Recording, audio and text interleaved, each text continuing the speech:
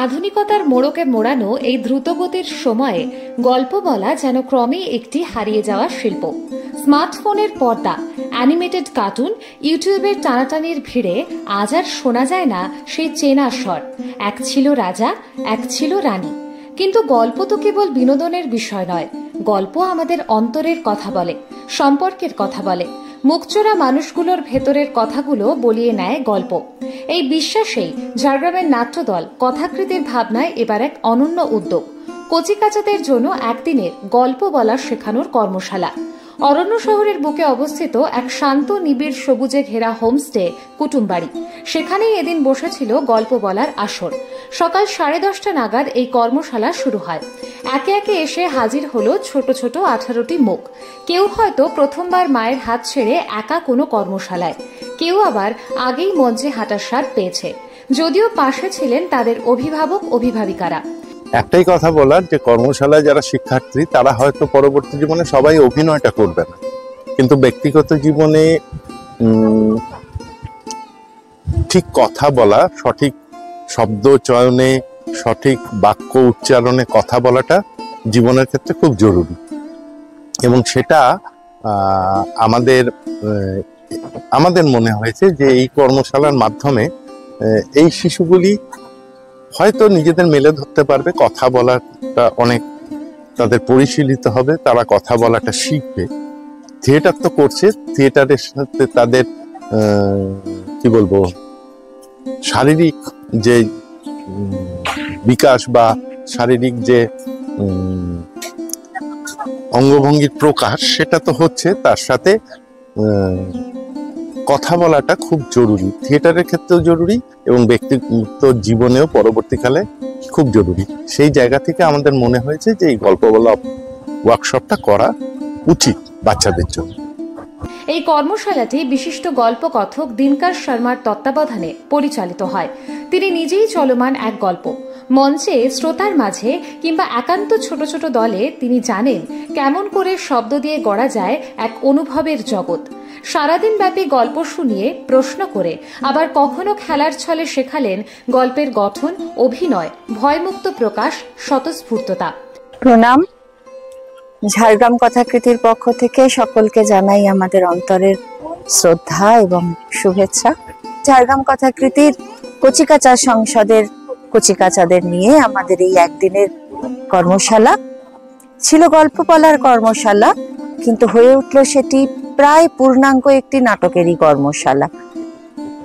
প্রশিক্ষক ছিলেন ভারত বিখ্যাত শিল্পী, বাচিক শিল্পী তথা অভিনেতা দিনকার ভাইয়াজি, দিনকার শর্মা।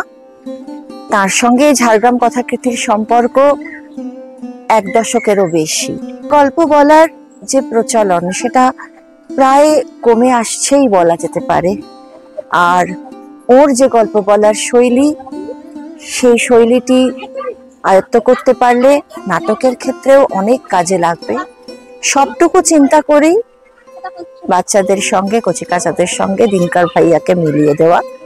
সবাইকে বলছি আমাদের সঙ্গে থাকুন, যেন আমরা এগিয়ে যেতে পারি নতুন করে, নতুন পথে। প্রণাম।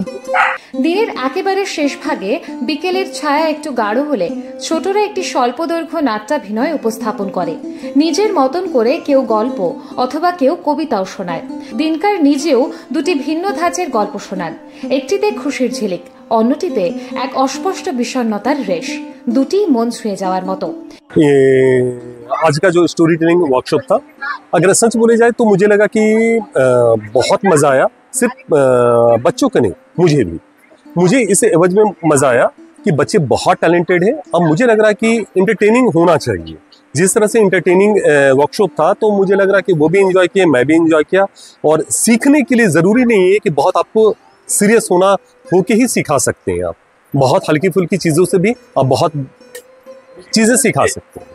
तो इस वर्कशॉप का ये मुझे लगा कि सबसे बड़ी बात लगी कि सिखाने के लिए आया मैं, लेकिन सिखाने के क्रम में मैं भी सीख के जा रहा हूँ। এই কর্মশালা যেন প্রমাণ করে দিল গল্প বলা কেবল অতীতের ঐতিহ্য নয়, তা ভবিষ্যতেরও পাথেয়। গল্প আছে বলেই নাটক আছে, নাচ আছে, গান আছে। প্রতিটি শিল্পের হৃদয়ে লুকিয়ে থাকে এক একটি গল্প, আর সেই গল্প জীবিত রাখার দায়ও আমাদেরই। নমস্কার, আমি আকাঙ্ক্ষা। আজকে কুটুমবাড়িতে আমরা ঝাড়গ্রাম কথাকৃতি কচিকাচারা জড়ো হয়েছি ওয়ার্কশপের জন্য। আজকে সকাল থেকে আমরা নানা গল্প শুনেছি, নানান রকমের খেলা খেলেছি, নানান এক্সারসাইজ করেছি। আমাদের স্টোরি বলা নিয়ে, গল্প বলা নিয়ে, গল্প বলার বডি ল্যাঙ্গুয়েজ নিয়ে আমরা একটি নাটকের পরিবেশনাও করেছি। আমরা সেই নাটকটি আজকে পরিবেশন করব সকলের সামনে। আর আজকের দিনটি খুবই গল্পে ভরা আর আনন্দে ভরা ছিল। আমার খুব মজা লেগেছে, আশা করি যতজনাই এসছি আমাদের সবারই মজা লেগেছে খুব। আমাদের আজকে খুব মজা হয়েছে। কথাকৃতির এই গভীর প্রয়াস কেবল একটি কর্মশালা নয়, বরং এক প্রত্যাবর্তনের ঘোষণা। গল্পের দিনগুলো আবার ফিরে আসুক ব্যঙ্গমা ব্যঙ্গমীরা, কখনো শিশুর বলা কথায় কিংবা তাদের নিছক কল্পনায়।